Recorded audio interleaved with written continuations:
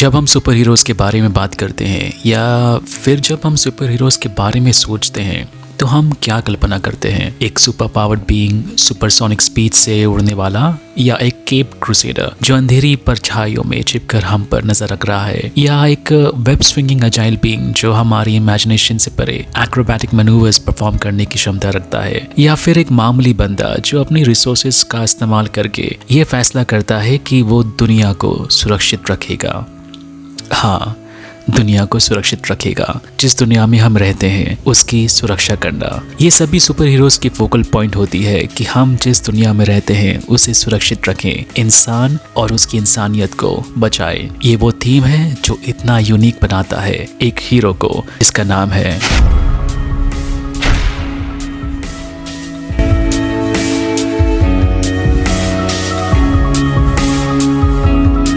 This is my life.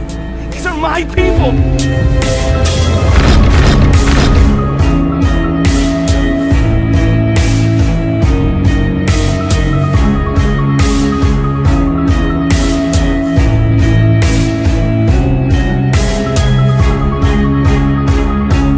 This is my home, and I won't let you destroy it.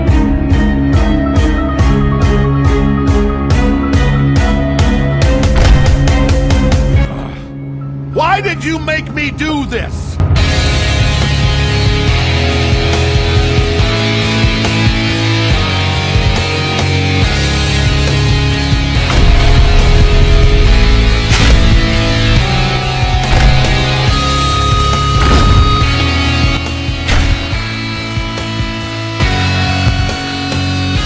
दोस्तों, मेरा नाम है इमरान और न्यूरोमांसर। आपका स्वागत हमारे चैनल के सबसे पहली सुपर हीरो एनिमेटेड मूवी और टीवी सीरीज की रिव्यू में करता है। इस वीडियो में मैं ये समझाने में मदद करूंगा कि क्यों इनविंसिबल सीरीज इतना यूनिक है बाकी उन सुपर हीरो सीरीज से जिसे आपने देखा होगा। मैं किसी भी स्पॉयलर्स के बिना कहानी को एक्सप्लेन करूंगा, मेन कैरेक्टर डेवलपमेंट की आर्क को एक्सप्लेन करूंगा, प्लॉट कैसे अनफोल्ड होती है उसकी हिंट दूंगा और सीरीज की यूनिकनेस पर अपनी विचार दूंगा। तो इस वीडियो को प्लीज एंड तक जरूर देखें। मैं चैनल पे कुछ नया करने की कोशिश कर रहा हूँ और एक लाइक और शेयर करने से चैनल को काफी मदद मिलेगी। हाल ही में यूट्यूब मेरे सब्सक्राइबर्स को नोटिफिकेशन नहीं भेज रहे हैं, इसलिए अगर आप मेरे चैनल पे नए हैं और आप जो देख रहे हैं वो पसंद आ रहा है तो प्लीज चैनल को सब्सक्राइब और वीडियो को शेयर करें और नोटिफिकेशन बेल को प्रेस करना ना भूलें ताकि आप मेरे आने वाली अपलोड्स को मिस ना करें। आइए इनविंसिबल की दुनिया में गोता लगाते हैं। एक अनजानी नजर में इनविंसिबल किसी अन्य सुपर हीरो ट्रोप की तरह दिखता है, जैसे जस्टिस लीग या दी एवेंजर्स। काले और सफेद कॉस्ट्यूम पहने दो blue skin giants the white house पर एक फ्रंटल असॉल्ट करते हुए नजर आते हैं और हीरोज का एक ग्रुप उन्हें रोकने की कोशिश कर रहा है। हमारे पास डार्क विंग है जो अपने हाईटेक गैजेट्स के साथ डीसी की बैटमैन से मिलता जुलता है और एक डार्क केप पहने हुए है। हमारे पास एक वॉर वुमन है जो वंडर वुमन से मिलती जुलती है, एक गोल्डन क्लब जकड़े हुए।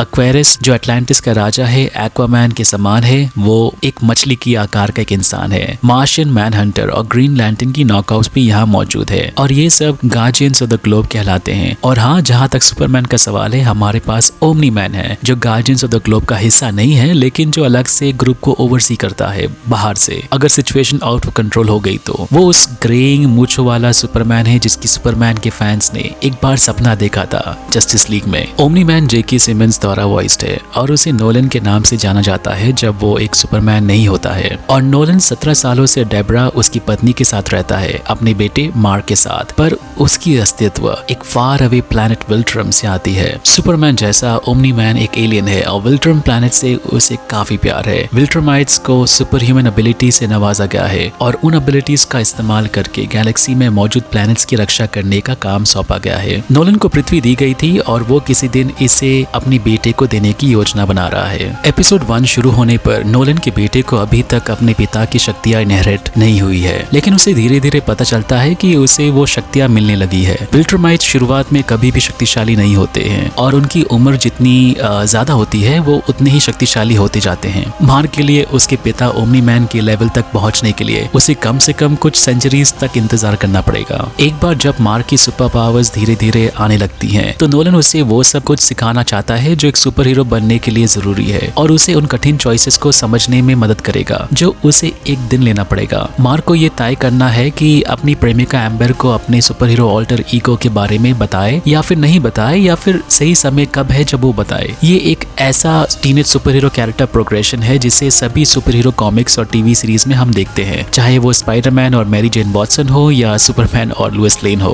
एपिसोड 1 के अंत में कोई गार्जियंस ऑफ द ग्लोब के सभी सदस्यों को एक जगह पर बुलाता है और उन्हें बेरहमी से कत्ल कर दिया जाता है, ब्रूटली। और हमें ये पता लगाना है कि ये कैसे हुआ, और उससे भी जरूरी बात यह है कि क्यों हुआ, जिसका उत्तर हमें धीरे धीरे बाकी के 7 एपिसोड्स में मिलता है। मार्क अपनी नई पावर्स को कैसे एक्सेप्ट करेगा और अपनी पर्सनल लाइफ और नई पाई गई सुपर हीरो वाली जिंदगी को कैसे बैलेंस करेगा, और क्या वो कभी भी गार्जियंस ऑफ द ग्लोब के मेंबर्स की बेरहम और दर्दनाक मौत के पीछे की सच्चाई का पता लगाएगा, और क्या वो कभी भी अपने नाम का जज्बा रख पाएगा। वो नाम है।